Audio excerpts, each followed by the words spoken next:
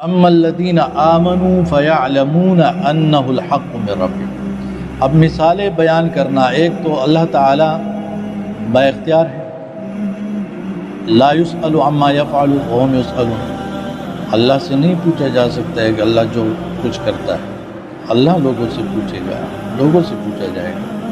تو اللہ تعالیٰ خالق ہے، اللہ تعالیٰ جو کرتا ہے، جو کہتا ہے، نہ کسی سے اجازت لیتا ہے، نہ کسی سے ڈرتا ہے، نہ کسی سے اس پر رعب آتا ہے کہ لوگ کیا کہیں گے اگر میں یہ بات کروں۔ نہیں، اللہ تعالیٰ جو چاہتا ہے وہ بیان کرتا ہے۔ تو ایک بات تو یہ ہوئی، دوسری یہ کہ مثال بیان کرنے سے لوگوں کے اندر تفریق ہو جاتی ہے۔ اس طرح کی باتیں جب آتی ہے تو جو ایمان رکھنے والے لوگ ہیں، جو کفر کرنے والے لوگ ہیں، جو علم والے ہیں، بے علم ہے، ان کی تمیز ہو جاتی ہے، وہ الگ ہو جاتے ہیں، وہ تمیز ہو جاتی ہے۔